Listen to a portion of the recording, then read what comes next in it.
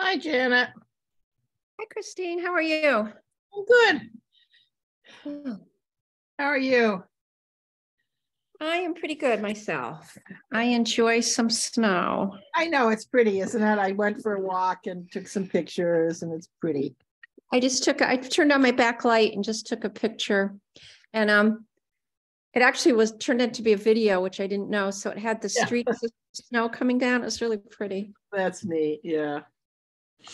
Yeah. Hi, Janet. Hi, Christine. Hi. I'm fine with this much snow. Well, I like enough to, ski or snowshoe in. Yeah, well. That's not happening, so. I don't think so. Yeah, I wish the ice would freeze on lakes, because I usually go and watch my brother ice boat, but there's no ice anywhere in the Northeast. Oh, where does he ice boat? Bantam Lake. Oh. Sometimes down in that lake in Hampton. Oh, Amstead. Amstead Lake? No, it's down past past Lebanon on 85. Just keep going down there. There's a big lake, and then up in Maine. But there's no ice anywhere. We had nice ice last year on our lake. Yeah, I know. Last year was pretty good it was brief but good. But there's nothing on the whole East Coast. It's weird. Hi, Loretta. Good evening. Good evening. I hope it's a good evening for everybody. It is. I just got some pictures of my grandniece and grandnephew playing in the snow, and the 1-year-old looks like a puffball. You know how those big, snow suits and everything, and she's just standing there like a little squat and heavy anyway, and her brother's thinner and obviously taller. He's much older, but it was so funny. And this is her first thing with snow, and she's sort of like looking skeptical. He's delighted, but she's like, do I like this or not? Do I want to slide, or what do I want? Or do I want to go back inside? Right. Did they get more snow than we did? Yes, they got, my nephew and my niece said about 4 inches. Where is this? We got nothing. I mean, maybe an inch. I got about this on my railings. Wow. I got about less than 2 inches. Where do they live, Loretta? In Coventry. And I notice when I go into Hartford, I usually go 44 because I don't like 74. It's always colder in Coventry than it is in Ashford. You know, whatever the temperature is, it's colder in that valley through Bolton Notch in that area. Just, I don't know whether it's lower elevation wise or what, but there are hills. So if you go on, what is it, Lewis Day Road or something to the Coventry Farmers Market in the winter, you're on this ridge looking way, way down. You're on a side of a hill. Yeah. Yeah. Which somehow I didn't really know.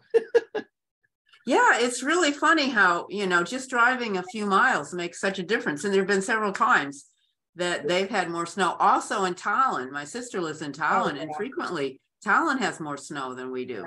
Yeah. But I think that's because it's making the transition from the river valley to, you know, the other parts of the geological features. So everything gets dumped right also, there.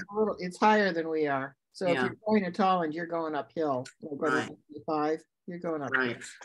And it's always changing as you go uphill there. You know, it's like, what happened? If you leave Hartford, it's raining, and you start going up that hill. It's like, ooh, everybody is slipping and sliding, right? Oh, okay. Here comes Stephanie and Steve. Great. Okay, so we can get ready to start here. Hi, Stephanie. Hi, Bill. Hi. Hey. Hi, Steve. Can't see you yet. Hi, Bill. Hello. Greetings, everybody.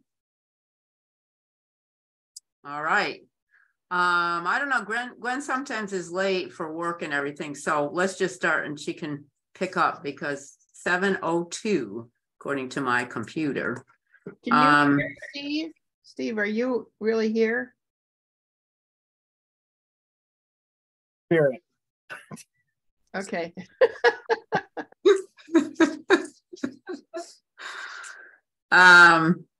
Okay, so we have to approve some minutes, but I didn't do that, so we'll do that next time. Nothing for the treasurer, nothing received. Oh, let me just tell you that I did place the 2 plaques that we got, one from Sustainable and one from the solar statement in that first in the capital window. Yeah, showcase that I think is the Arts Council. That's really the Arts Council uses that for display or something. Does? No, we haven't for years, I don't think. Oh, okay. Well, anyway, that's temporarily there because there really didn't seem to be any other place to put it. And when we put it up in the selectman's office, nobody really sees it. Whereas here, anyone who comes in to either go to the clerk's office or they pay their taxes or whatever, speak with the tax person, they get a chance to walk by that. So next time you go to the town hall, check it out. It looks kind of good there, both of them. Yeah, I actually noticed it, and I don't always notice things. So yeah. The solar one is very outstanding. You know, that's a whole big thing. The other is not the plaque. The plaque is still in Bill's office, and that has a little place to put the next one, the 2022 on that little plaque at the bottom. It says Sustainable Bronze certification, and then it has the first year, which was 218 or 219, I can't remember right now, and then the new one for 222. Wait, that's what I saw out there. Yeah, so at least people know we're doing something. We did a lot, actually, not something. So just wanted to update people with the farmers market. We will have a new market manager. It's Jackie Kulig, who has Willow Valley Farm. She's been with the market for years. She's very competent. She already sent out the notifications to the vendors. Sounds like all of the vendors will be coming back, except Julie, who had been the market master. They're going to focus more on their own farm stand on their property. Now they have a farm in Scotland, and so she won't be there. Jackie has a good possibility of another farmer who will do vegetables, who may be part of the market, hopefully, because we really need another vegetable person. they may not be there too much in June because they're having a baby. So, but other than that, they'll be around. So that's a good thing. And who's having a baby? The new vendors. Oh, okay. No, not Jackie. Okay. For sure. But that looks like it's all in place. Everything is good. And I really thank Julie for getting all that in place, sending all the information to Jackie, so it was seamless. The transition is fine. Unlike when Julie came on board, the market master had abruptly left. I think he left in the middle of a market. He just left. So it was really challenging. And at that point, Julie did step up and took over, but had to pretty much invent everything because there wasn't a lot of sharing. I think he did share with me, but that was like about 3 months afterwards, which things had already taken place. So this is a lot better and a lot easier. I'm very relieved. And hopefully we'll get a couple of new people. It'll be the same thing, same rates, charging for the market, same dates, Mother's Day, and hopefully going to right before Thanksgiving. And I did talk with a woman who works at Putnam who wanted to find out about how our market ran and what were our charges and everything. And she was very impressed because the Putnam market doesn't start till the 1st of June and they end in October. So we have about 5 more sessions than they do. So she was impressed with that. And so hopefully she said she'd try and at some point come by and see what our market is like. And I thought their market was a little bigger. It's a bigger town, but they only have 12 vendors. We have 9. So it's not really that much bigger than us. I was really surprised. Yeah, that's bigger.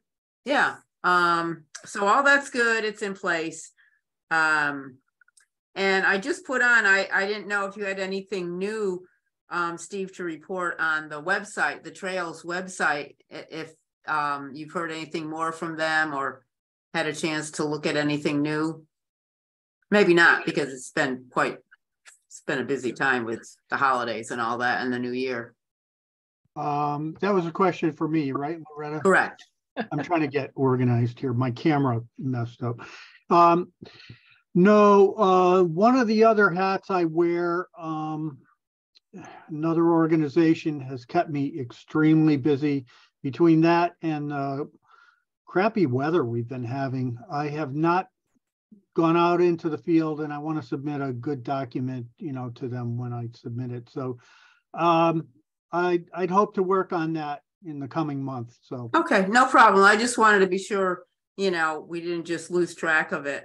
But you're on top of it. So when you get to it, it's not good. A problem. Thank you. So then let's move down to under new business. I had just looked at, I usually get this notification from Connecticut Land Conservation Council, and they do tremendous amount of work at the legislative office about conservation, clean water, land trusts.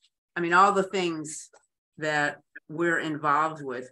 And they're very involved with CACUAC, which is the Inland Wetlands Conservation Agency that our town is actually a part of. And they have an annual conference and everything. So they're, hoping that we would support them and everything. And I just wanted people to, it's not something that needs to be done right at this moment, but maybe you could look at their website and see if that's something that we want to support.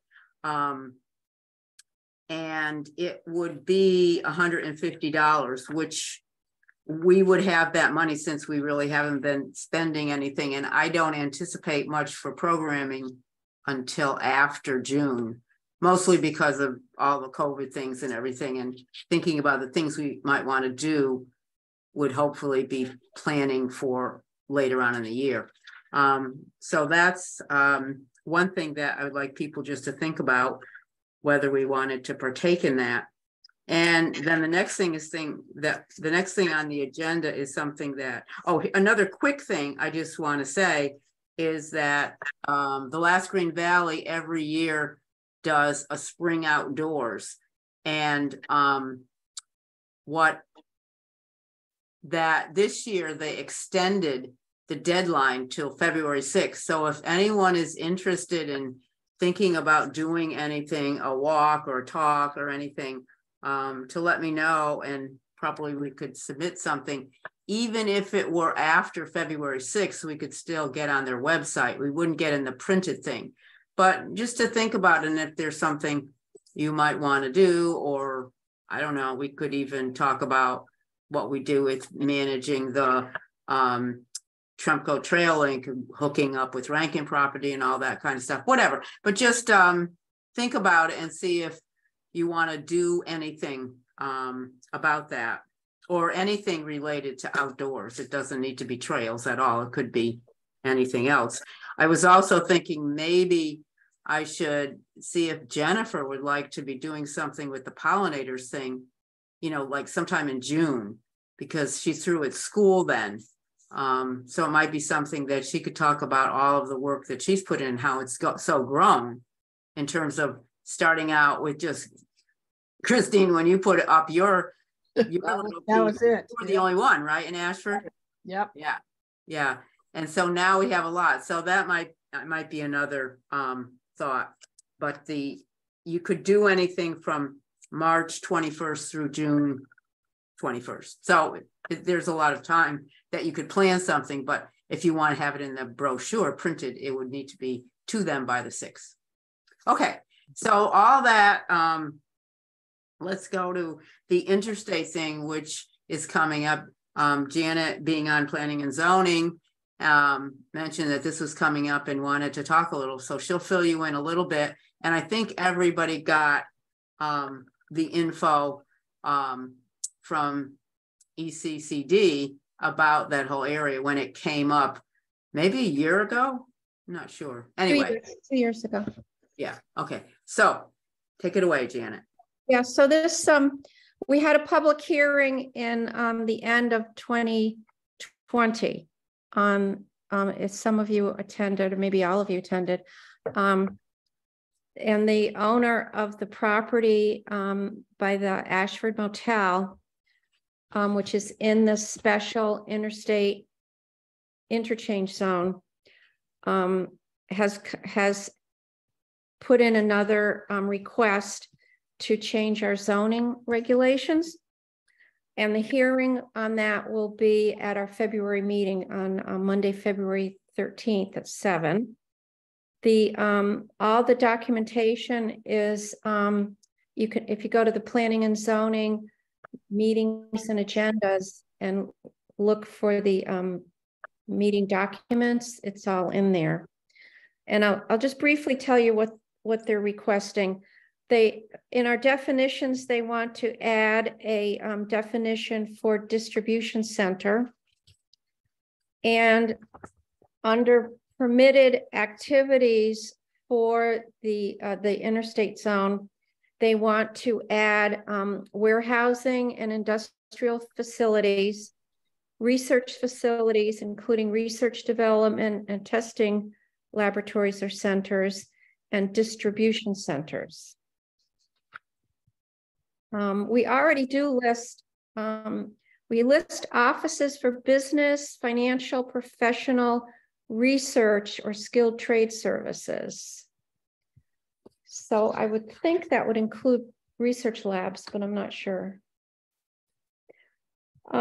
So they want to change the regs for the size of the buildings. And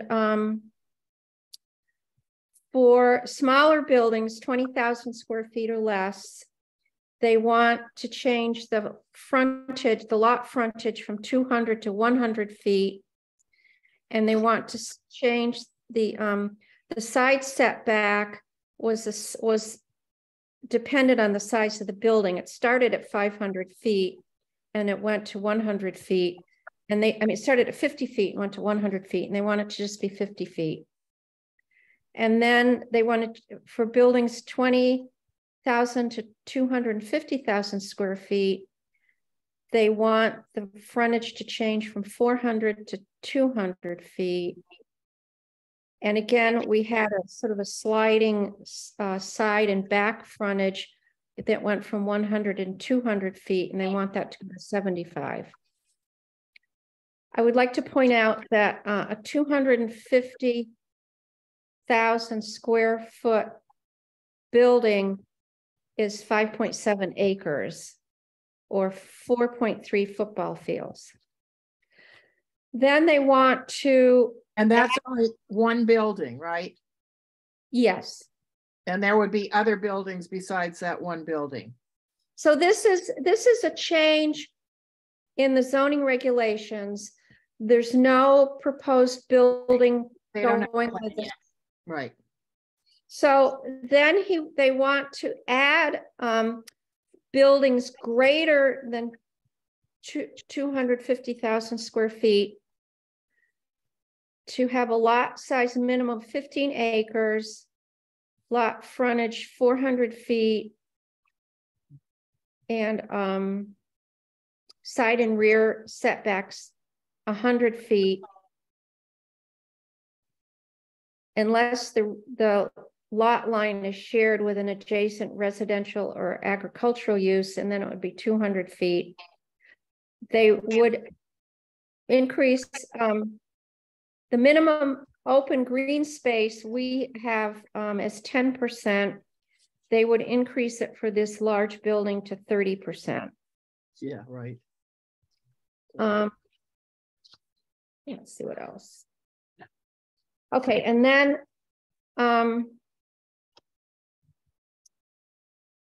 our town building height limit is 35 feet. And they want to change that to,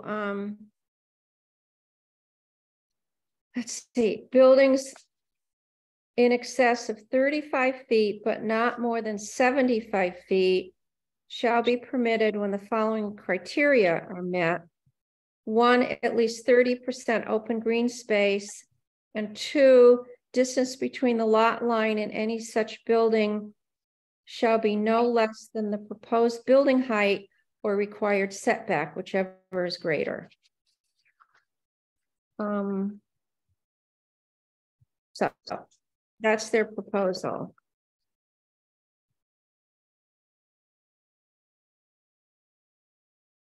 And I had asked, Loretta had sent out Jean Pillow's information about the water and it being on the watersheds go both to Mount Hope and to the Fenton River, among other things. Actually, it's just the Fenton.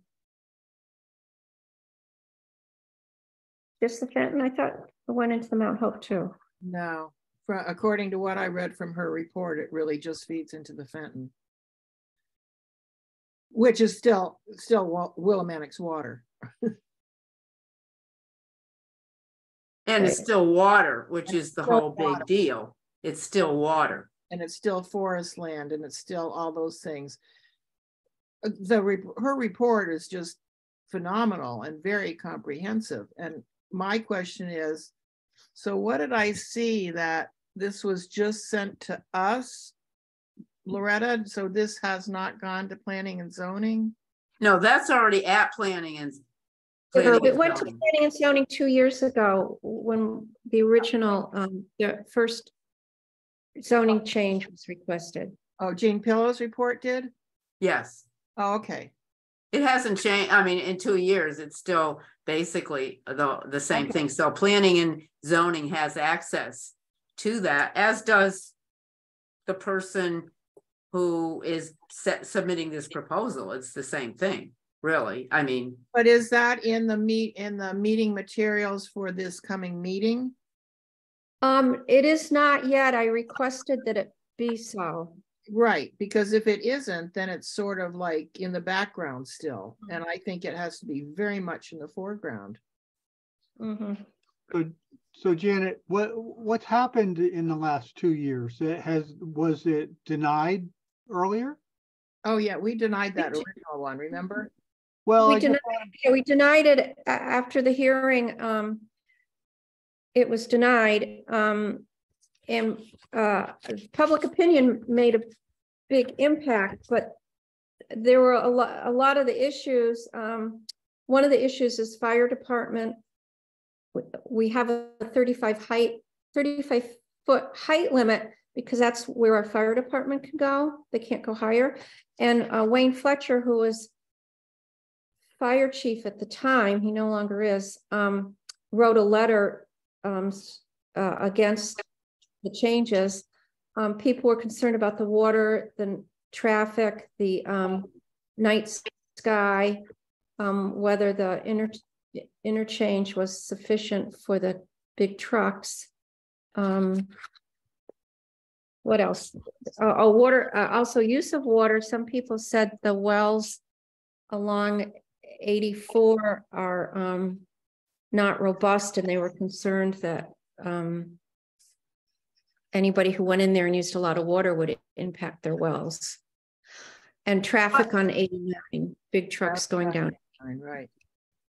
I've read recently, in the last couple of days, there has been a lot of talk on Ashford Community Connections, and people are incensed and feel like they're being blindsided because no one told them about this. So if you want to get community support, because what I've been reading is all negative, and they feel like there hasn't been community input. I think probably a lot of people missed the first go round 2 years ago. That if we put something up on Community Connections in those places, there will be a lot of community support to support what Jean Pillow has done, and not to support the change as written currently. Well, has anybody on Community Connections said, hey, there's a PCC meeting on February 13th, come? Yes, Yes, but sort of. I'd have to go back and look, but it would be, that needs to keep being said so that people keep seeing that, because that gets buried and then they think that they don't have a voice, but they need to be told continuously, you have a voice, come. Is this near this location near Maury Pond? It's across the highway. It's Maury Pond is the headwaters to the right. Mount Hope River. So yeah. It's not just the Fenton then. Well, no, it's across the highway, Gwen. And if you read Jean Pillow's report, she talks about all this. And basically the site that they're talking about is where the Ashford Motel is. And that actually feeds the Fenton, not the Mount Hope. Now, well, wouldn't something get into the watershed under and the ridge? It's right, and go right on the ridge separating the two watersheds. Right. Is this property, so that the it would not affect the Mount Hope River, you're saying? Jean Pillow says no. Okay. From her, I mean, read the report. It's very. I may have read it a few years ago. I'd have to refresh. It's very comprehensive, and if they need to do all that checklist, I don't know if all that stuff is required, but if they have to do all that checklist and stuff, that's pretty intense, and I'm not sure they could fulfill it. The septic part of it. The checklist hasn't been added to our regulations yet. Well, is there any way we can find out what happened in Willington when they defeated that huge warehouse coming in, what their main objectives were that really helped to defeat that project? Sure, go to their PZC and look at their minutes and listen to their recordings.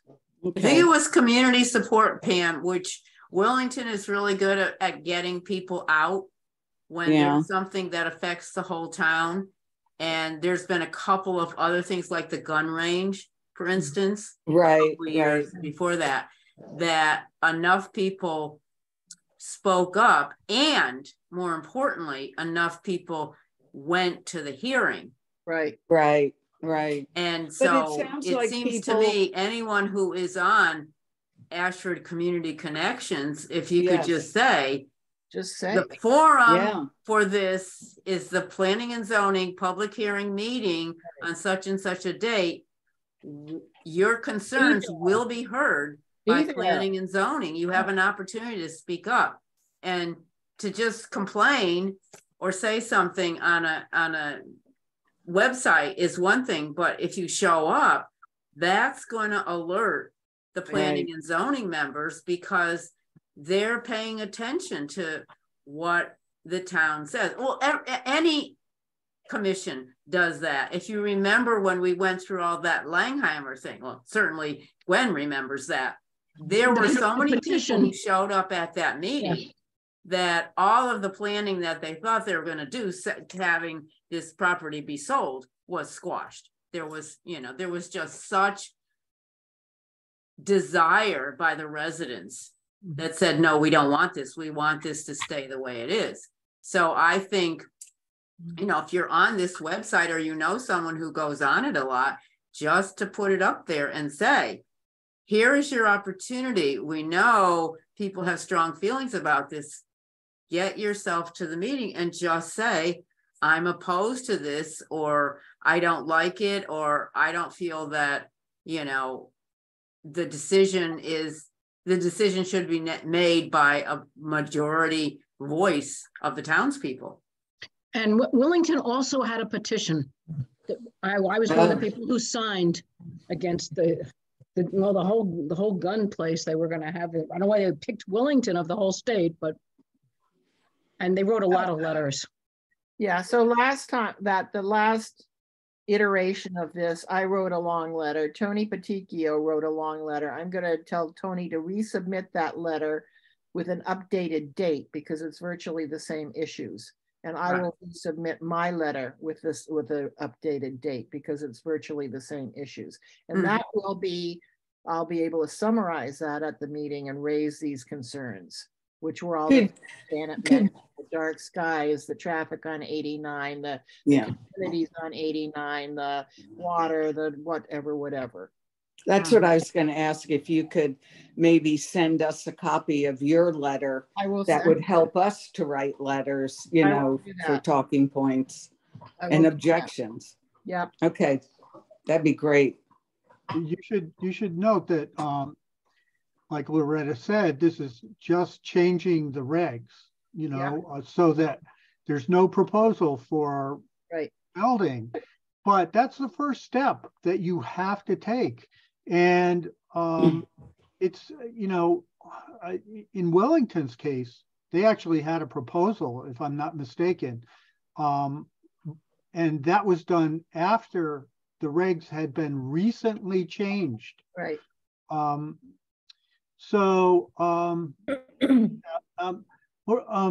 Sorry, Janet, I wanted to ask a little bit about frontage. Why, typically, what would be concerns about reducing the amount of frontage? They want to squish more into that space, Steve. Well, I think in that location, it might not be an issue. I don't know whether there would be, it would depend on drainage and so forth. For many, I think for the business zone, you want frontage partly for aesthetics and to protect, other neighbors and so forth. That makes sense. In this case, there wouldn't necessarily be other neighbors, but you don't know. Right. Would the proposal be actually knocking down the motel? Does it cover that land where Apparently, the motel is? I believe it does. Yes. And I guess he owns it. So, the owner of the land, I believe, is just looking to sell it at the highest price. And he feels if he gets the zoning and somebody wants to come in to build a big facility, they would pay more money for it. Yeah, by the way, I looked up his LLC. He's it's registered in Worcester, Mass. There's the Ashford Realty LLC is the property owner, I believe, and that LLC has an owner, somebody who's in Worcester, Mass. So, yeah, that's the same guy. His dream, when he talked at that last iteration of this, his dream was to be able to lease this for an Amazon distribution center. That's his dream. sure. So that's what he's going for. Right. Well, any sort of big warehouse, they're trying everywhere to Right. get all these things, and all the towns that it's been proposed for have clearly voted it down. So yes, I'm sure this guy is right. If he got a change in the zoning regs, I'm sure he could take his pick of about 6 or 7 warehouses. Yep. Yeah, he already has one out near Worcester. He already has one on the Pike, off the Pike. That's why he's registered. He's from Worcester. He already has one of these, a big Amazon distribution center off the Pike, and he wants another one in Connecticut. So we know this guy.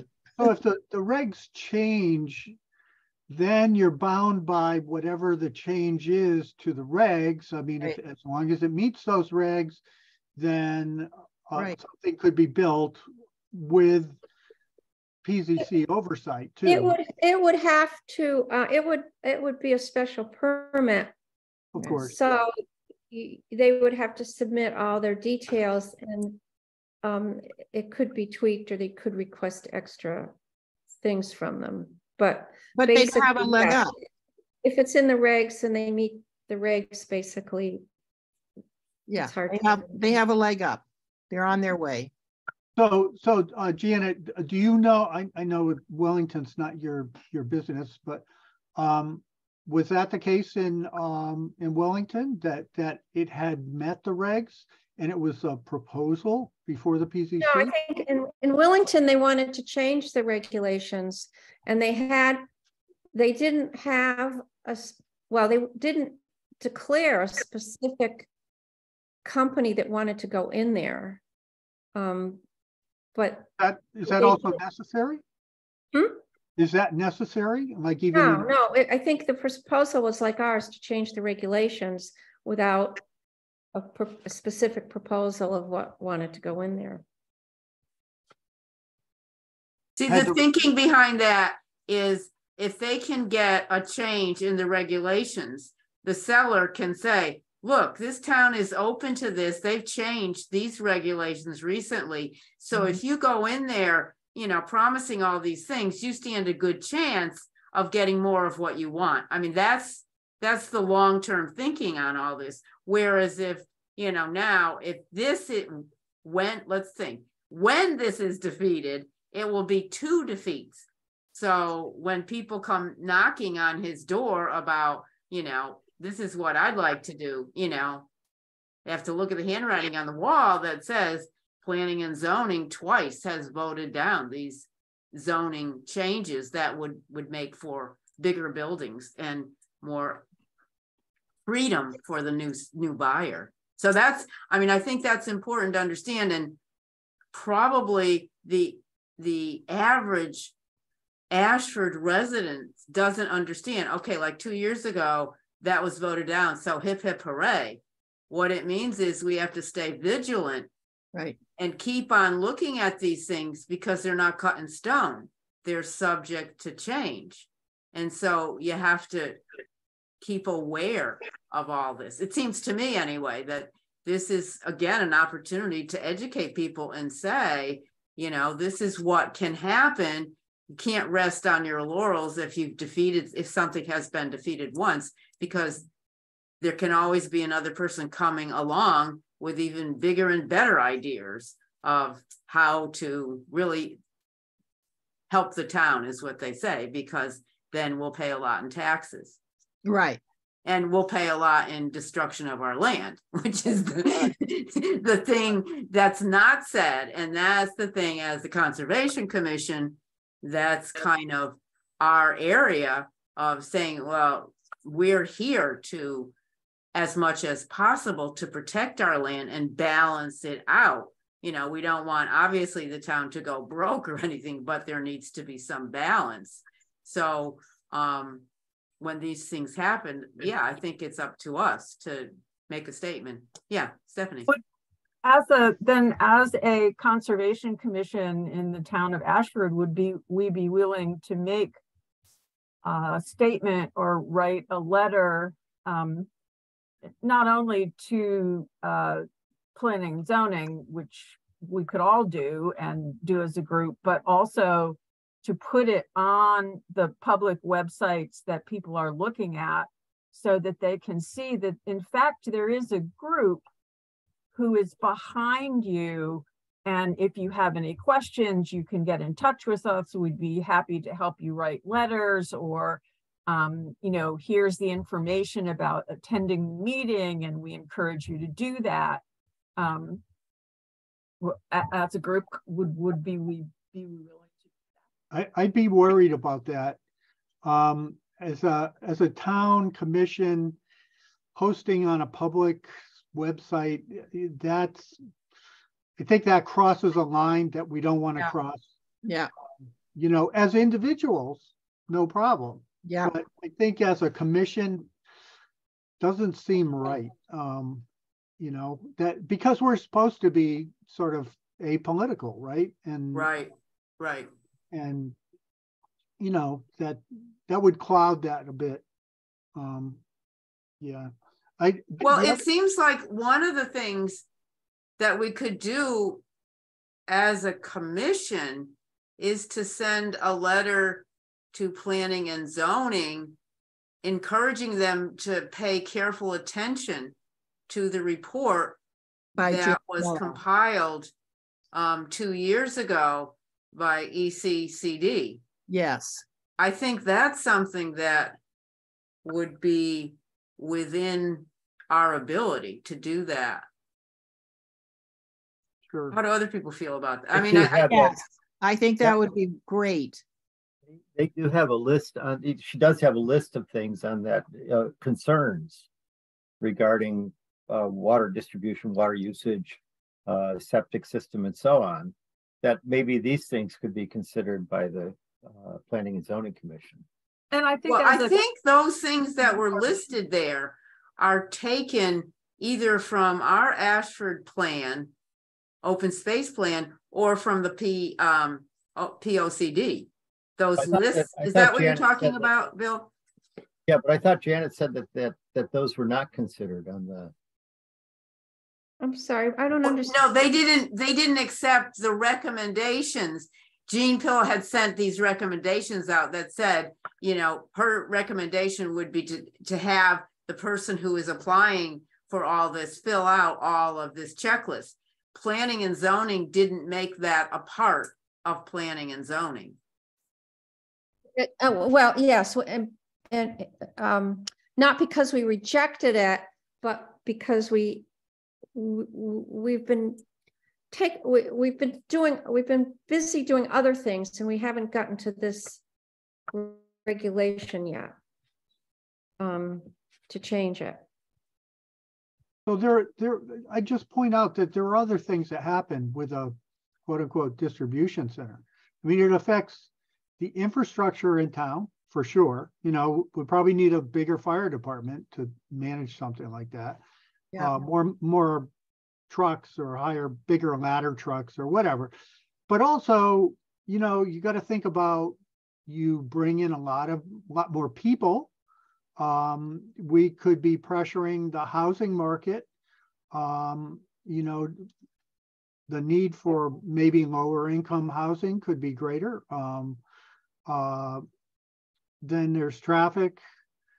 There's, you know, resource usage, including water and electricity. I don't know, you know, what sort of infrastructure is available for the electrical work out there, you know, that might need to be built. All these things, you know, it's not just the land, it's everything that's associated with it. So these are things that, you know, to keep in mind too, and the town should keep in mind.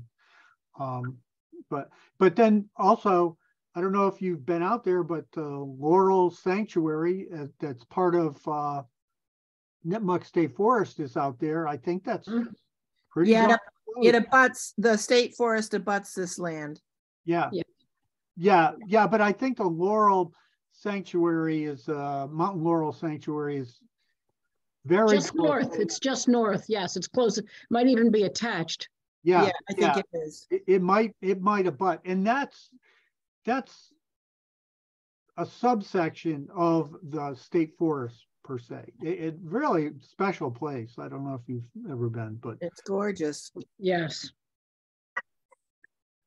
Okay, I am sending to everybody the minutes from the November 9th, 2020 PZC meeting that dealt with this, which includes comments from me, Tony, Loretta, everybody.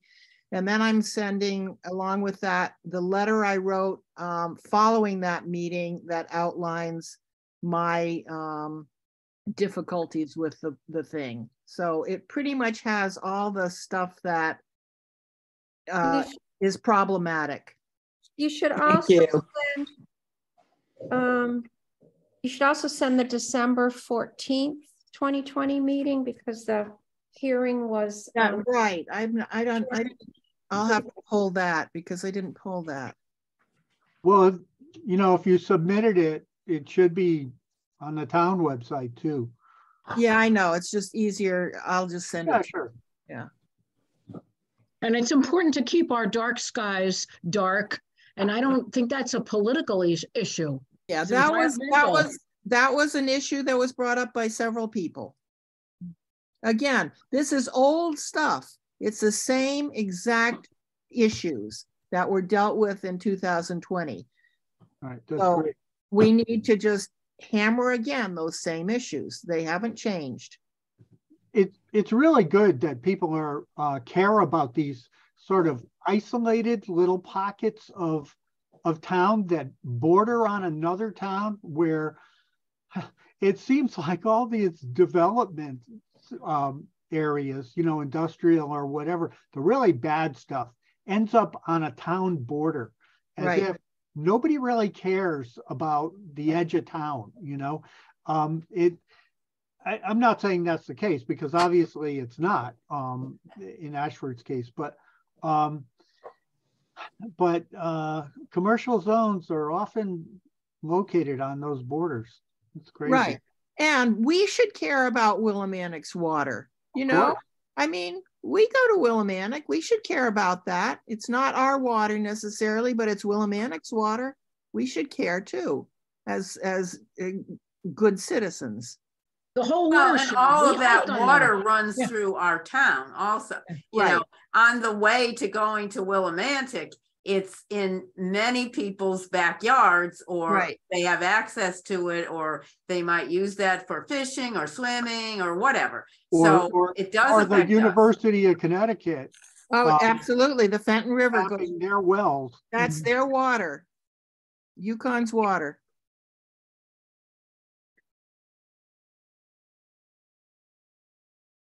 Sure. So had a problem with water. I think you were going to say something. Yeah. Well, we've had such a problem in that whole region. Yeah, the Yukon Forest goes through there. The trail, the blue Nipmuc Trail goes all along that river. It's not just Willimantic. It's the whole region uses it. And remember, we've had droughts, and that when it was down, it was a real problem. And that whole area is also used by professors for geology classes, sedimentology, all kinds of things. Yeah. And yeah, we don't want to see it destroyed. Well, the other thing is that the last two POCDs, the people who are working on it have spent a lot of time trying to craft recommendations that would allow for some commercial development in that area, but also stay very aware of the ecological sensitivity of that area. And so, I mean, both of those documents sort of speak to that. And I know Tony was one of the people who worked on, I think the first time, of spending a lot of time trying to find the right words that would sort of not prohibit some development there, but not make it so that the development would severely damage the sensitivity of the local environment, and also that being the gateway to Ashford. That's what most people see. They see the Maury Pond when they're driving by on 84 going west, whatever. I don't know. I always get my directions mixed up. Anyway, that is the first sign they see Ashford, and then they see this beautiful, waterways, and they see the trees and everything. And so there's been a lot of discussion, ongoing discussion of how to maintain that and yet come up with some sort of balance. So, and it seems like right now there's this thrust of trying to find places to put these huge distribution centers or warehouses or something. And there's a piece that's very enticing to towns, because in a warehouse they have all this stuff, so then their taxes are going to be higher because look at all the stuff that's being assessed. So I know when we first, the POCD before this last one, there was a lot of talk about that, of how do we manage all this? And kind of there were people there who were thinking ahead of, there's going to be a push to use that particular area for development because it's right next to the highway. Yep. And then the fact is that it's an area rich in a lot of ecological diversity, waterways, forests, streams, and it's, as Gwen mentioned, the headwaters of the Mount Hope. So I remember talking about that, and that was my first introduction to, conservation kinds of issues. And we really spent a lot of time trying to sort of create something that would acknowledge both of those factors. Yes, there needs to be some development, there always needs to be some development in town. There needs to be some economic base for things, but it's like, we don't want to really permanently destroy that so very fragile, that affects all, because we're in a watershed. All of Ashford is in a watershed. So it affects our whole town. There are not a lot of towns who can say that, but that is what Ashford is. So I think that, and some of the people who are on planning and zoning now may have been part of that initial group of thinking, or at least the last group of how do we stay aware of those things and yet allow for some commercial development, but not have it be so destructive. It's interesting that we share the same zoning enforcement officer too, as Wellington, Mike D'Amato.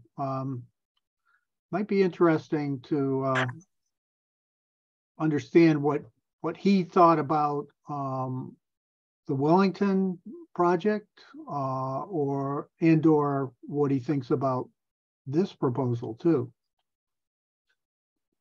Do you have any thoughts on that, Janet?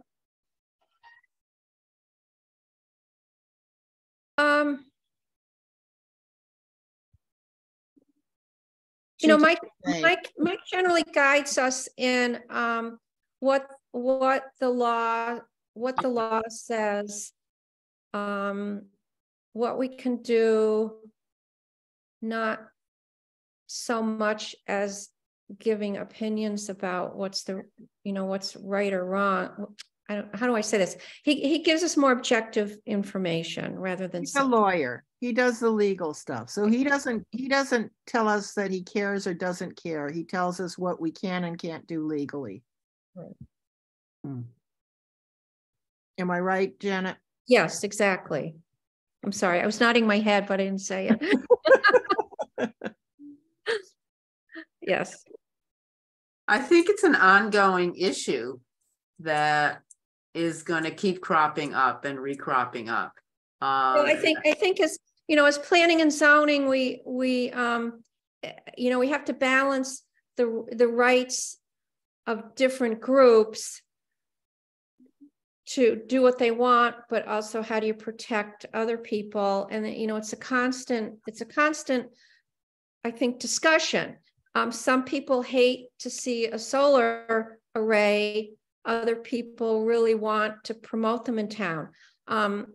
Whatever we discuss, there's always that balance. And I think this is the same thing. Our POCD does say that this is a zone that we want to promote development in.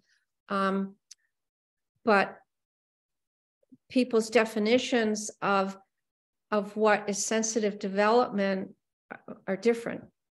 What would be the ideal development for that spot, would you say, that would bring in taxes, not hurt the environment? Would it be medical buildings, or what can you envision? Well, I think at the last discussion, it came up maybe like an office building, right? Whether it's medical or attorneys or whoever's in there, something that wouldn't use a lot of water and wouldn't use a lot of resources. But that's probably not realistic for that location. How about a mushroom farm?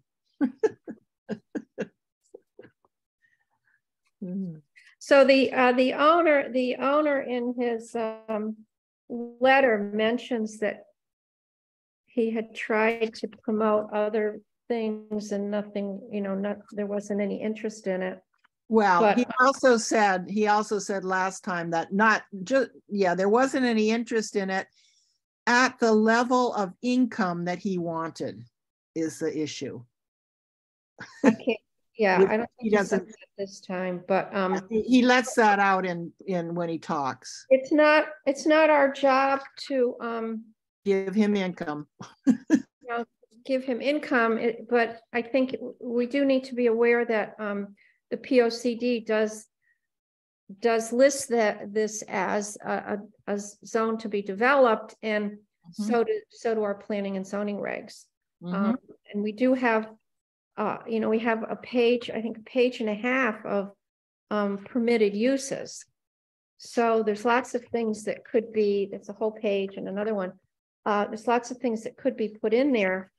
They're just not happening right now.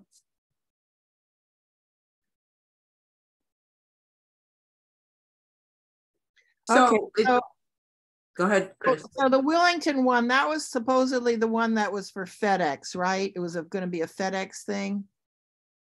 I don't think they ever acknowledged who was going in there.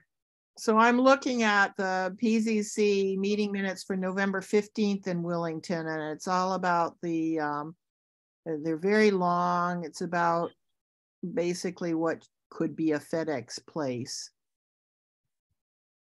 Why did they need another FedEx place? Oh, God only knows. I thought it was Amazon. Yeah. No, and something with robotics. I thought it was an independent developer that was hoping to sell it as a distribution site for to the highest bidder. Well, that's what the last iteration for our site was. That's what he was hoping for. I'm looking at the Willington. I know. That's what I thought I read about Willington too. Oh, I'm sorry. I'm in 2022. Never mind. I wonder when that was. Well, the major point is that part of our charge would be to get people who are interested to attend the meeting and just say, listen and make a comment, not necessarily a doctoral thesis, but just make a comment. And that really works very well in our town, I think. And you can both write a letter and make a comment in person.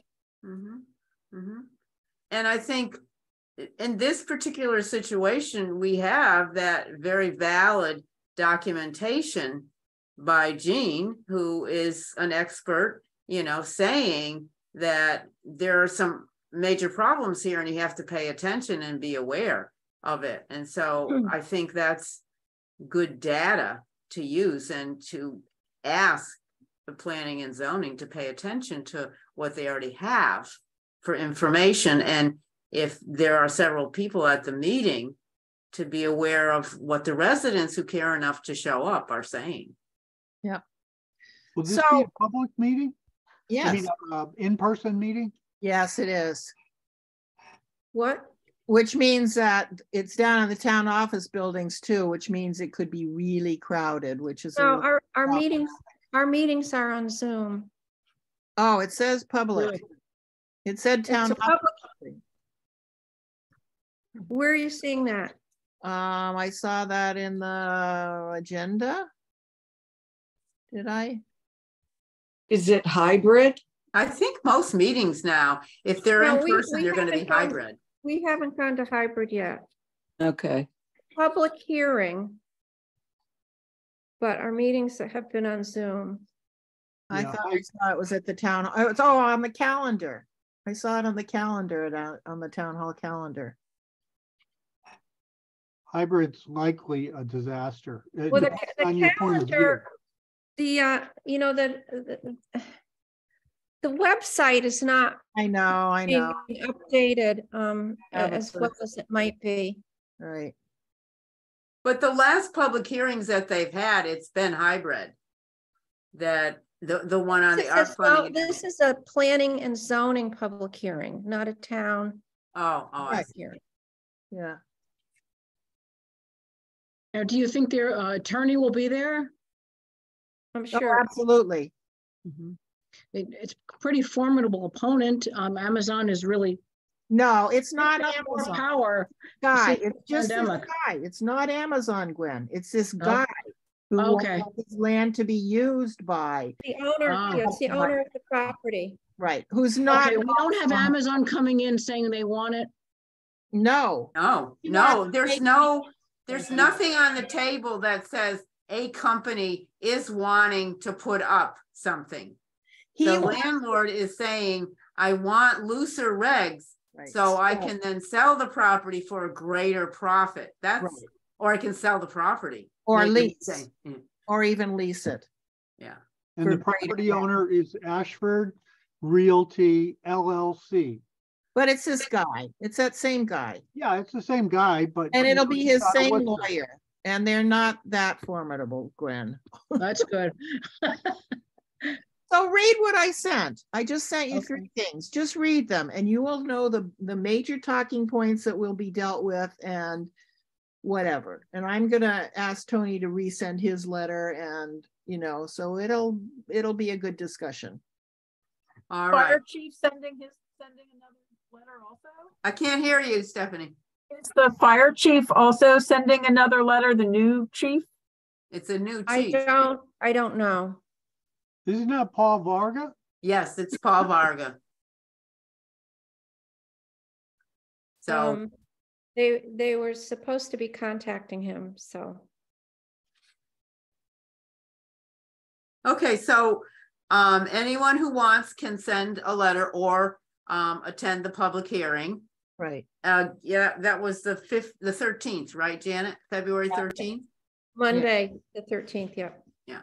And like I said, I think you can, anybody that you know who's interested, you know, encourage them just to attend, because even if there's a lot of attendance, that alerts planning and zoning that people are involved and interested in this issue. And I will just write up a very short statement about saying we had talked about our meeting and we encourage the planning and zoning members to consider the document that was submitted by our water expert. And I will send that out to everybody and you can make any suggestions before I send it out. Yes, good. Okay. Good. All right. So then the last thing for tonight that I have on my agenda is I was thinking about having a program probably in the summer or early fall on educating people about trash and the impact on our town. I was stimulated by this because Pam has submitted several things to me, and we have a trash tip every month in the Citizen. And someone contacted me and had a question about one of the tips. And so we had a little discussion about it. And I thought, wow, these are the kinds of things I think that people need to be talking about and seeing. How do we find out things if we don't know things? Are there places we can go for information about all this stuff? I think one of the things that Pam and I saw when we were doing any of our trash education things is that a lot of people don't know, or they think they know, but they don't check, and they don't understand that things change. You know, what used to be taken as recycling is no longer true, and that what used to be a lower fee or no fee, because it used to be that recycled objects were not, we didn't pay for that because Wellington Waste took it and deducted that recycling stuff because they were selling and making money from the major. So all of this is changing, and I don't think people think about the more trash they're throwing away, the more our tax dollars are going to cart that away. I think it's something that people need to be aware of, and also thinking about when they're making purchases, what are they purchasing and how is that going to be disposed of? And there are some places have alternatives, like the toilet paper that Pam had found. Janet found it. Oh, well, originally Janet found one. Janet found one. And then I found it at BJ's, a different brand, you know, for people that didn't want to do the shipping. Right. And so a lot of people don't know those things, but there is information, or people might attend who do have some information about things. So that was my thought of having it be like an open discussion and information sharing about looking at the impact, and hopefully also gathering up some more people to help out with our trash pickup, and to be more mindful when they go to the transfer station. I almost said dump, but I corrected myself. When they go to the transfer station, to look at how much are they really disposing of, and is that necessary to have all that? And there are several people who go once or twice a week and put a lot of stuff there. There should be a bill hopefully going through the legislature this session on extended responsibility, which Maine passed, and that requires the producer to be responsible for the product through the waste stream. Oh, that's awesome. You have to take care of its whole lifetime. I think they do that in Germany a lot. Mm. Yeah, the co-op has a couple of companies now that are doing that, and they will take back and recycle and deal with whatever waste they create. And the idea is they want to enlist more and more companies in this process. So that's another avenue. And the other thing along with all of this is, are we interested in scheduling March, late March, early April cleanup? I think April, definitely. I think March, it's still, the weather's iffy, it's too cold. And yes, I think I was thinking next month to set a date, and also work on getting the school involved again, try to get them out there, maybe go to the churches in town, talk to them. Ask more people to clean up along their property lines, along the roads. I was driving from Plainfield today and just looking at people's front yards where, you know, they border the, 44. And it's disgusting. And if people just go out in their front yard and pick up, I mean, it'd take them 15 minutes and it looks so much better. Well, but I don't know. I don't seem to be able to shame people into doing it. The roads around here are awful. North Road, Craft Road going over to the transfer station.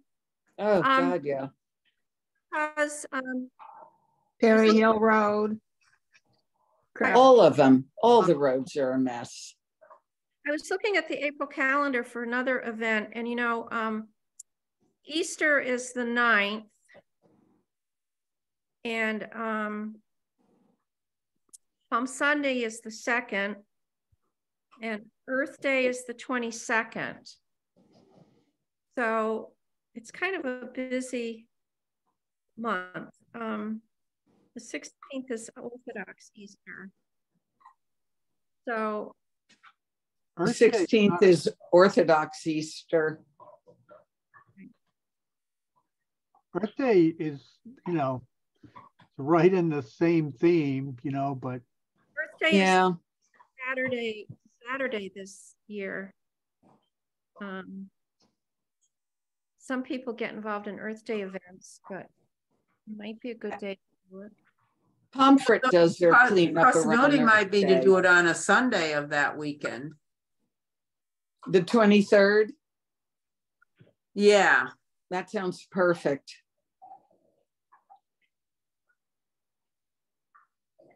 Hey, I wonder, and I'll go first.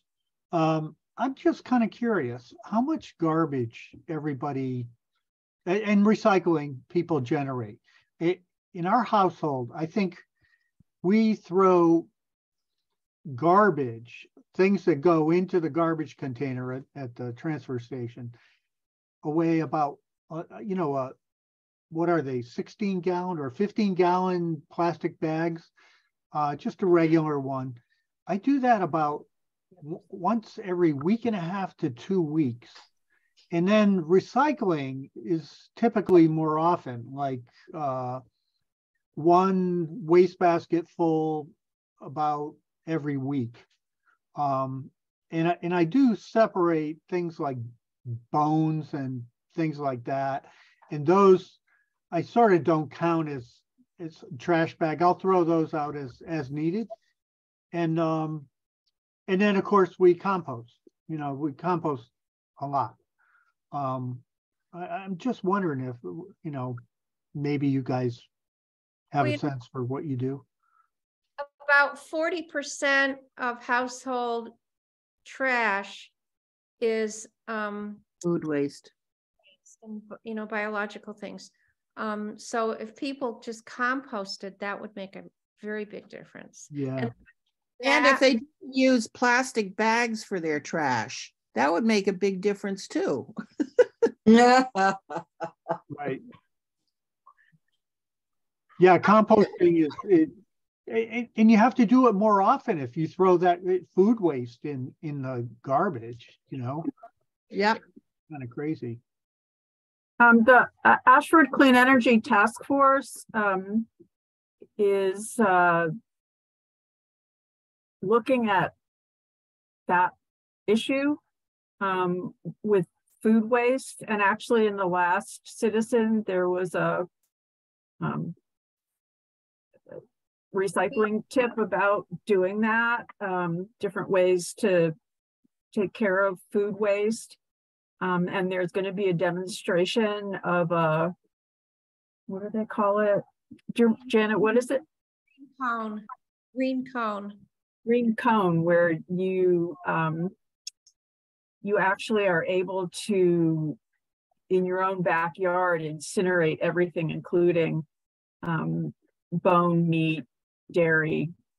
And it is, I think, a third of waste is food waste, and it's heavy, so it costs a lot of money to get rid of it. But there's also another way to compost, which has a Japanese name and begins with a B, which I have written down somewhere, that they're doing at Henrietta House. which is also allows you to do meat, dairy, that sort of thing. So there is that, and we could maybe join with the Clean Energy Task Force in that area. And maybe somehow, I can't remember the date. Do you, Janet? Of what? Of what? Of when they're going to do the demonstration of the compost? We didn't set for it. We don't have a date. We don't have a date. Okay. What sort of dairy waste it goes into compost? I don't do anything dairy that I can think of, or cheese, dead cheese. I eat it all. Dead cheese. Oh, isn't there an issue with dairy? If you had dairy waste, you could put it into it. That's the point of it, is that it's universal in terms of its ability to digest whatever is given to it. Sour milk. Is there an issue with bears, which went bad? With bears in the area, if you put food out, a compost, or it's open, wouldn't you have a problem? Well, that's the whole thing with this cone deal, is it's enclosed. And once it's gone through the process, it no longer has any odor. So yeah, I saved the article. I just pulled it off of my refrigerator. It's called a home-based solar food digester. So it quickly breaks down whatever you put in it. But it also has on here that we could do. I know the people right down the road from me have pigs. To donate your compostable food to them to feed to their pigs. I never thought, I forgot that was even in here. I was so focused on the green cone. But a lot of people have chickens and pigs around here. So that's another idea. So a little side note, Willie Waste this time of year attracts something on the order of 400 gulls. And the reason they're there is because they're getting food. So they must be separating, food waste there. And somehow the gulls are getting access to it. For birders, this is like a mecca, because some really good gulls show up there. And fat ones. They used to go to dumps. Like Manchester landfill was a fantastic birding spot. Just as a side note, so there's a little bit of benefit to nature by including that. That's great. Pam and Janet, could you, not Pam, Stephanie and Janet, could you make the Clean Energy Task Force aware that we would like to pair up with them when you guys do the composting thing, so that we can add some support or whatever and have it be a joint kind of thing? And Pam, you could bring your table on waste and everything. So that'd be great. It would be great to do a joint event. Okay. I was in the library last week and met the director, and she's looking for program ideas. If we're at all interested in doing a program inside, I guess. She has ability to do a hybrid using the the reading room, or whatever you call it. The conference room. As well. Oh, that's good to know. Okay, does anyone else have any other business that they want to put out? I'd just like to point out, I don't know if people have seen any of the flyers, the Ashford Clean Energy Task Force, along with a lot of other task forces, and the Wyndham Romantic NAACP Environmental Justice Committee. I'm offering a couple webinars. The first one is Thursday, February 2nd, on improving your home energy efficiency.